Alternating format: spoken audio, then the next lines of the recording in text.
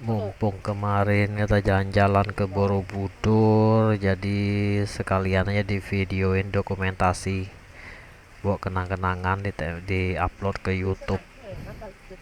Ini udah pas di depan Borobudur menuju ke parkirannya. Parkirannya dari pertigaan itu sekitar 1 kilometeran.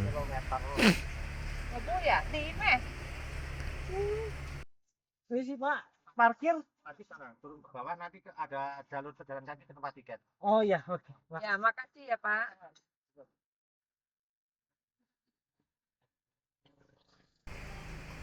Nah, parkiran mobilnya terus saja ini, pokoknya di bawah sana. Karena kita waktu pertama kali datang ke sini jadi belum tahu parkirannya. Ini tempat kita parkir ini ternyata jauh dari pintu masuk ke Borobudurnya. Jalan kakinya lumayan jauh ini. Harusnya masih ada tempat parkir mobil yang lebih dekat dari pintu masuknya itu. Belok sebelah kiri.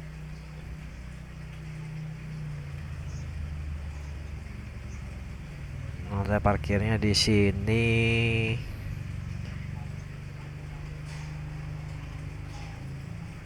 Lumayan penuh orang yang datang ke Borobudur. Waktu ini kayaknya sekitar jam 11-an siang sampainya kita. Jadi pas lagi panas-panasnya itu.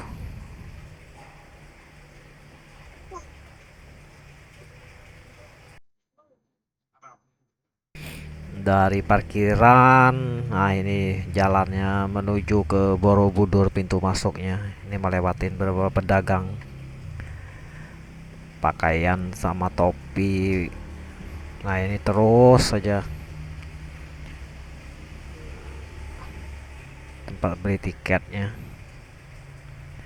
Lumayan jauh ini jalannya ini. Orang bawa makanan, merokok, mau bawa drone, manjat stupa, coret-coret. Borobudur ternyata nggak boleh terbangin drone. Dewasa 50.000. Tiketnya untuk ke luarnya aja itu dewasa 50.000. Kalau naik ke atas itu kena 120.000 ngantri per di orang. sini. Pria Ngantrinya banyak banget. 351 luar biasa ngantrinya naik ke Borobudur. Masuk sesi 1.30 buat naik ke atas. Bisa masuk duluan.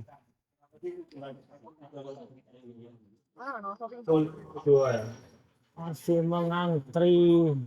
Saya langsung duduk, saya langsung duduk ya. Nanti kalau masih ada kosong ya kita yang lain. Yang naik ke atas antriannya di sini dibisain. Ini yang ke antrian ke pelataran doang, yang ke depan.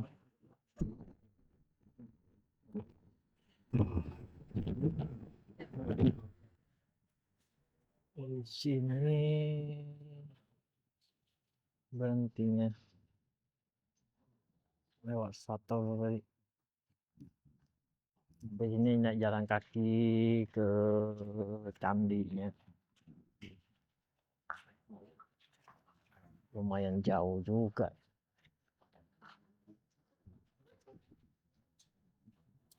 Menuju ke candi. Antri tukar sendal.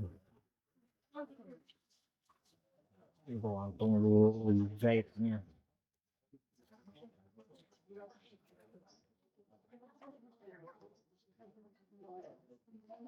Tukar pakai sendal gini.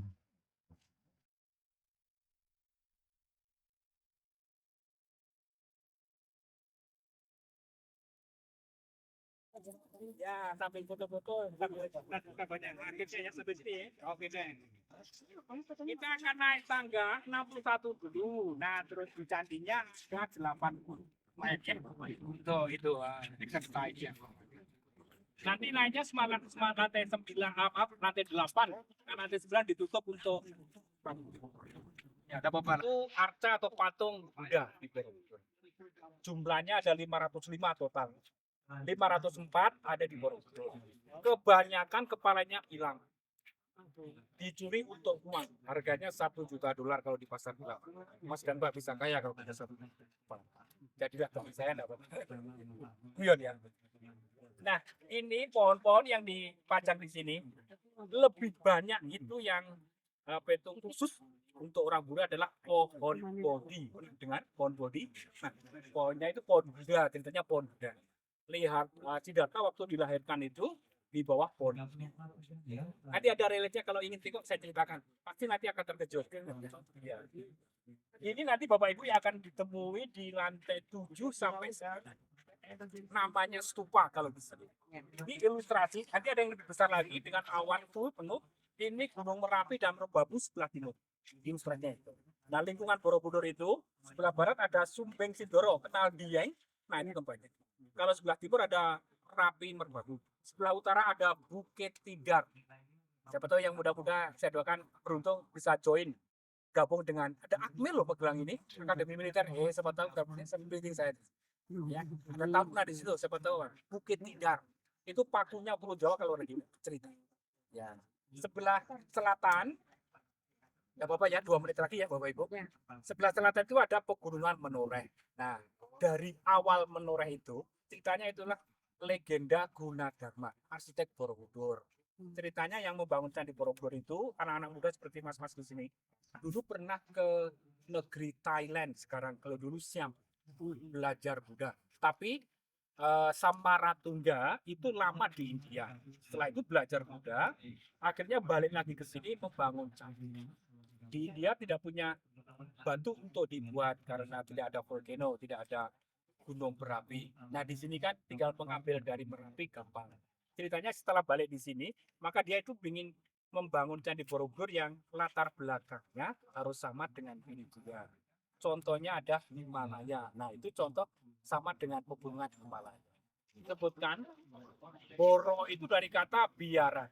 Orang kita menyebut wihara. Terus jadi barang. Kalau biara kan Sanskerta, jadi bara, biar cepat ucapinya. Terus jadi boro karena orang Jawa suaranya pakai suara O. Jadi bara jurut boro. Nah, itu artinya wihara atau tempat suci. Nah, Beduhur dari bahasa Bali semenjak Pramodawardhana itu menikah dengan Hindu, akhirnya di bahasa Bali itu Hindu ada namanya Beduhur. Jadi budur, artinya di atas bukit. Jadi wihara yang dibangun di atas bukit. Tahun 824 Masehi dibangun oleh Samaratungga. Prasastinya bernama Karang Tengah, ditemukan di daerah Temanggung. Jauh ternyata. Jadi bangunan Borobudur di sini, tapi prasastinya ada di Temanggung. Nanti kalau Mas dan Mbak ingin baca-baca tentang ini, situs Liangan itu ada itu. Jadi itu peradaban Jawa kuno yang paling awal.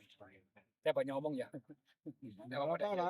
Oke. Nanti kalau ada lagi boleh. Itu Borobudur yang artinya wihara di atas bukit ya. Mau jalan lagi dulu, yuk ya. Dibangun di atas. Misalkan Mas dan Mbak itu punya kesempatan untuk contohnya pakai alat khusus drone. Jadi naik paling atas terus pakai drone ke atas. Nanti kalau di foto Borobudur itu bentuknya seperti ini.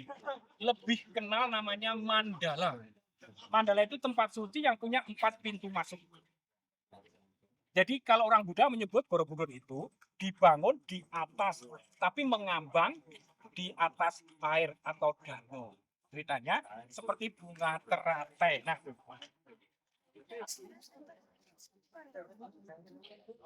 Pohon bodhi katanya.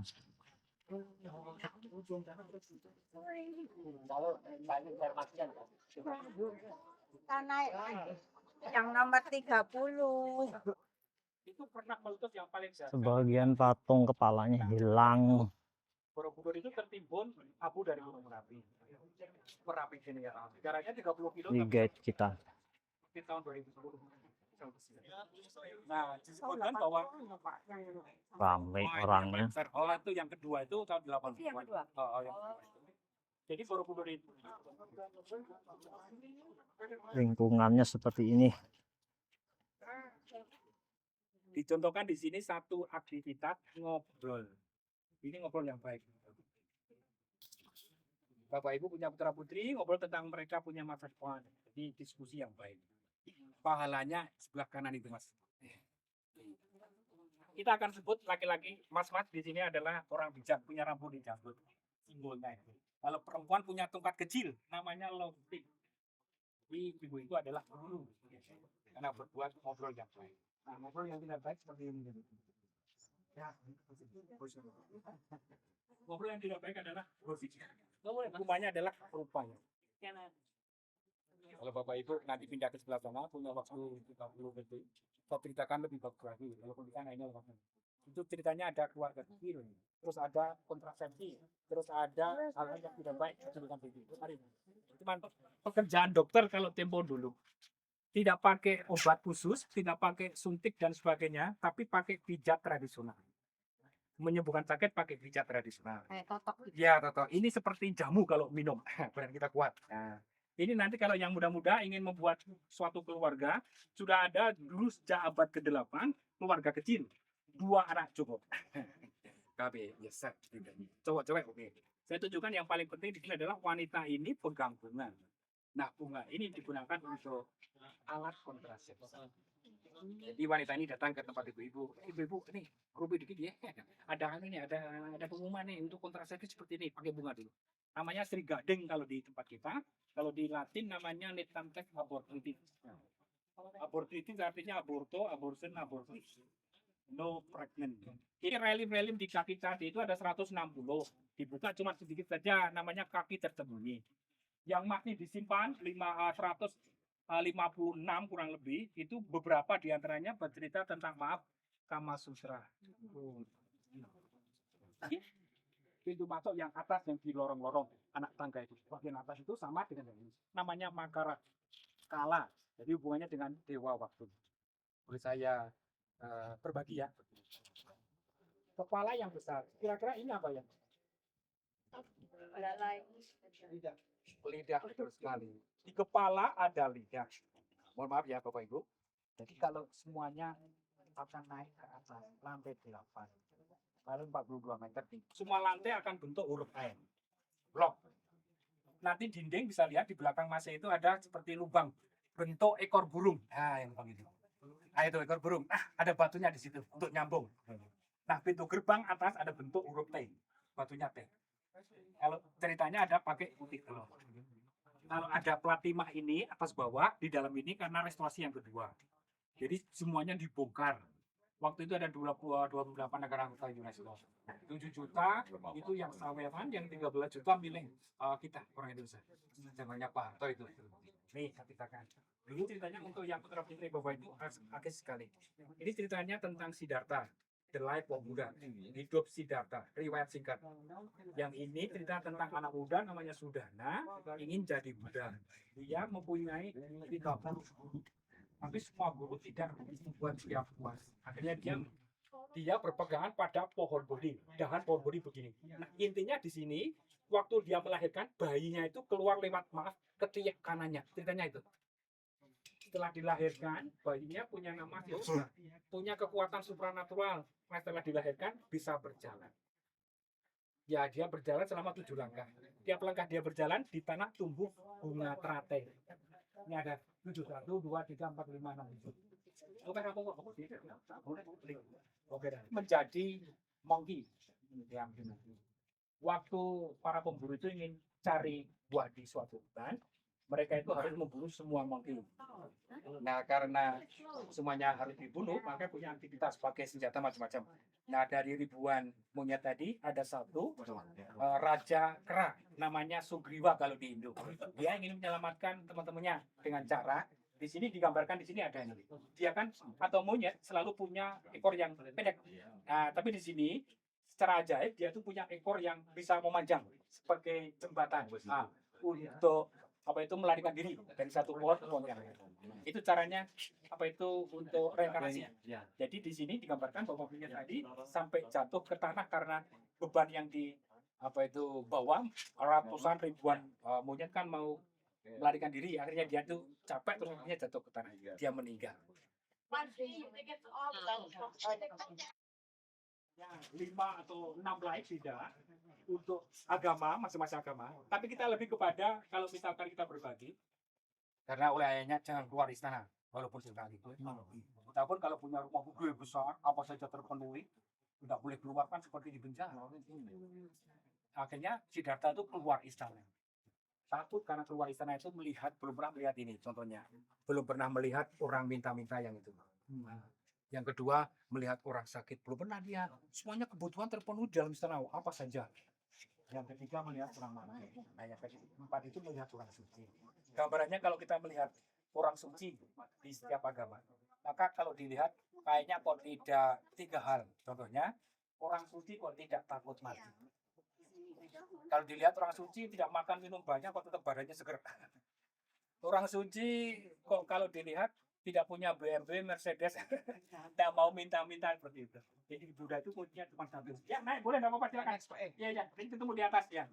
Kalau orang suci itu kan misalkan tidak punya apa-apa pun, it's okay, tidak apa. Jadi sebut saja kalau di Buddhis itu karena orang suci itu lepas pada Buset. sampai dulu.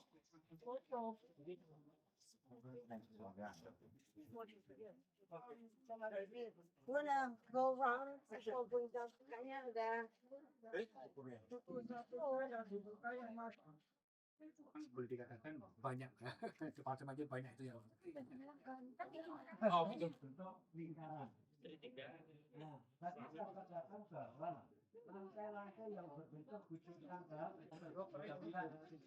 Ya, yang nyatanya rusak. Nah, tetapi ini lantai-lantai yang dindingnya polos.